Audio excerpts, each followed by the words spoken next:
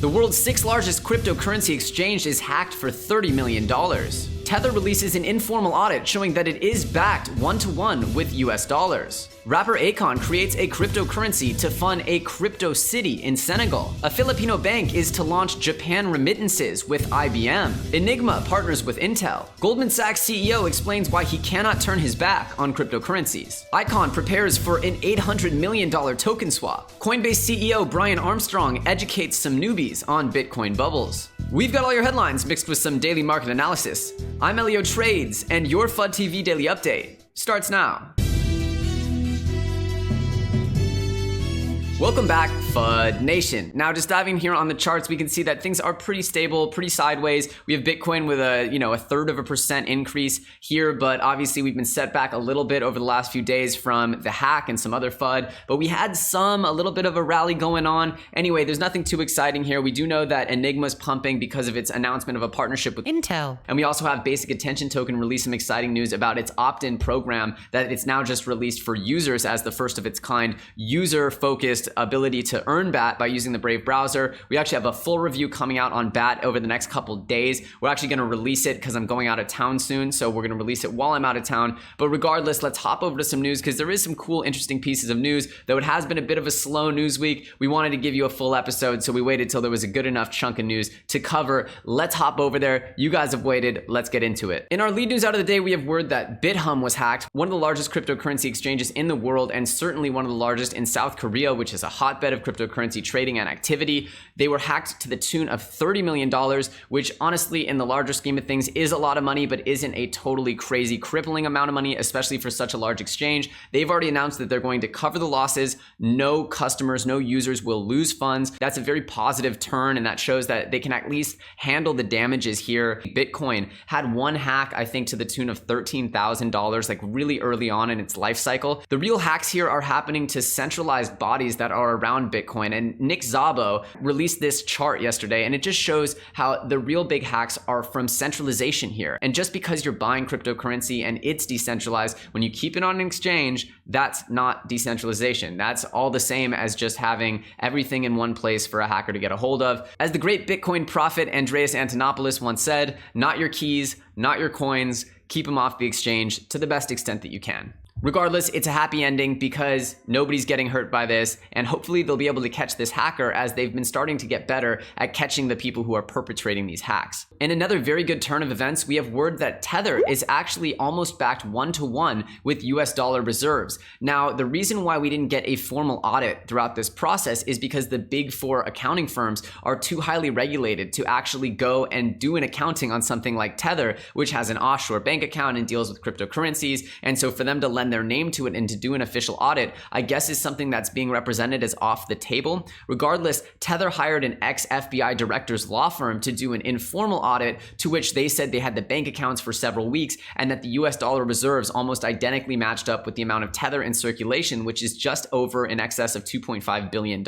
So to me, this is a happy ending, I guess. You might not like Tether, you might not fully trust it as the most transparent body. I'm sure transparency is the last word you'd associate with Tether, but at least we know that there's money there. There's a lot of belief that Tether is kind of just, vapor. And I don't believe that that's the case. We know that Tether is the most widely used stablecoin throughout the cryptocurrency world. And so to know that there actually is that reserve currency behind it is really good. And it should bring a little bit of comfort to the crypto world. It certainly did for me. And in very cool news, we have word that Akon, yes, the famous rapper, R&B singer Akon, is going to be launching his own cryptocurrency coin to fund a crypto city that he's building in Senegal. So this is very cool. Again, I've said this time and time again, blockchain is a technology for the entire world, and it's a technology that's going to revolutionize and bring opportunities to the entire world. And so the more that you hyper-focus on the USA and China, where obviously we have the Western world, which is driving the largest economic growth and largest economic sort of movements in the world, but this is going to happen all over the world. Venezuela, Zimbabwe, now we're seeing Senegal hop on, and it's going to happen with leaders first like Akon and sort of figureheads,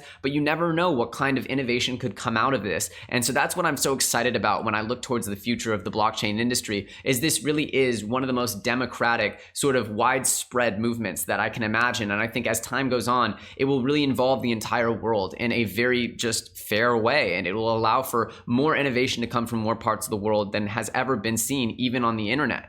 Now, we just got word that IBM is going to be powering international remittances between a Japanese bank and a Filipino bank. This is really good because if you remember the statements from Jesse Lund, which I will click onto now, Jesse Lund is IBM's blockchain and digital currencies head. Stellar is the foundation of our entire cross-border payment strategy and a key part of our overall blockchain platform strategy. Whatever IBM's doing as far as international remittances, Stellar is doing as far as international remittances. Keep your eyes on Stellar, keep your eyes on IBM. They're really making moves as far as powering international payments. Now, we just got word that Enigma is partnering with Intel, and that's very, very good news, as we know that Enigma is essentially a scalable layer 2 solution for blockchains that would allow for private, what they call secret contracts, secret smart contracts, essentially smart contracts that have privacy embedded, and will allow for a lot of really cool things. Like, I encourage you to check out the Enigma project, a very interesting project. It's a layer 2, it's its own blockchain, but it's meant to be a layer 2 scaling solution and allow for privacy to be used on other blockchains as well as scalability. So they're now going to be using the software guard extensions or SGEs from Intel. So that's going to be the partnership. It's not a huge partnership, but they're going to be employing some technology from Intel, and Intel's going to be mentioning them in a keynote. It shows the legitimacy out of the Enigma project that they're having a formal relationship with Intel. So certainly a good thing, and look for more exciting stuff from Enigma. I'm definitely keeping my eye more on Enigma as time goes on. And in a rare moment of Wall Street humility, CEO Lloyd Blankfein explains why he believes cryptocurrency cannot be ignored.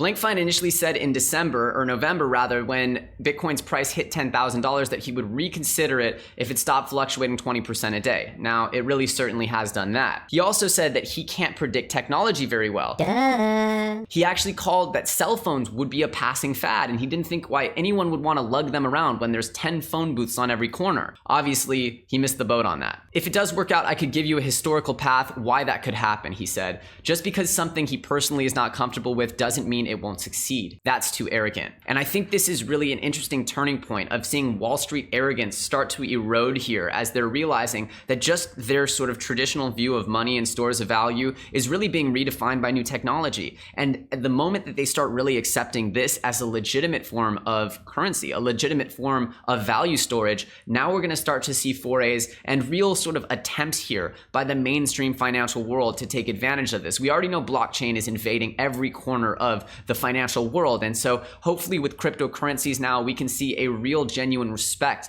and a treatment of these as real currency, because that's what they are and that's what they'll continue to be. So this kind of a statement to me represents a humility, a perspective that we've really been yearning for. And obviously Goldman Sachs has made a lot of changes to their outward facing approach to blockchain. Now they even have it formally represented on their website as the technology of trust. So there's a lot to be excited about. And these kinds of statements to me are just very bullish, very exciting for what this means for the new types of traders and attention and just transactions and investments that we can expect from the cryptocurrency world when people like Lloyd Blankfein are hopping on board.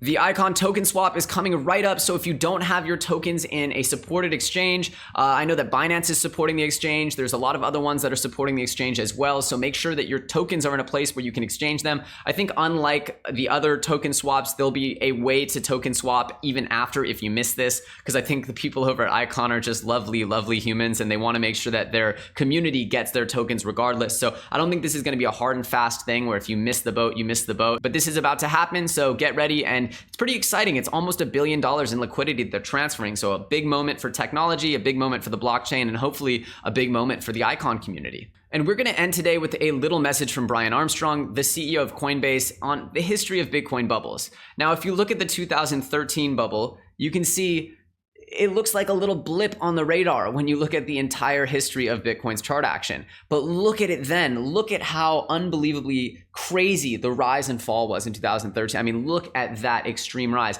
And then you see 2014. This is the crash, of course, of 2014. And then we get over to 2017, where we're at, where, of course, now those look like you can barely even see them. They look like little bumps in the road. And that's exactly how I personally believe this will go. And we're going to read right now the statement from Brian Armstrong because I think it's very powerful, and he made it to his own community, his own employees at Coinbase. Hey team, many of you are new, so I wanted to share a bit about the price of crypto. The crypto industry is like no other I've seen. Lots of up and down cycles, reaching a new plateau each time.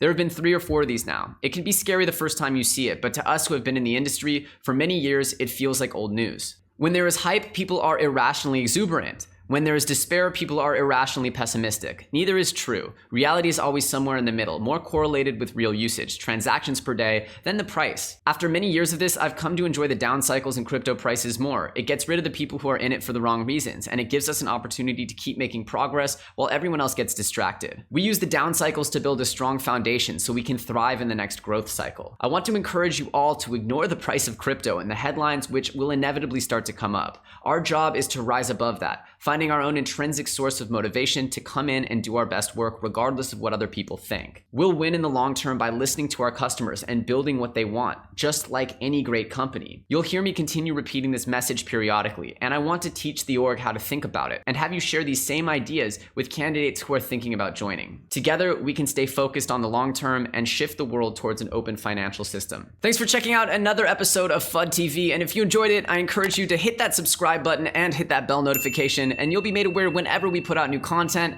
Obviously, I'll catch you guys down in the comments. Let's keep talking and keep the energy within this community alive, just like Brian Armstrong is saying. Be here for the right reasons, be here for the technology, have a long-term vision, and we will win. My name's Elio Trades. You're watching FUD TV. It's been an absolute pleasure having you with me, and I'll see you very, very soon on the next episode.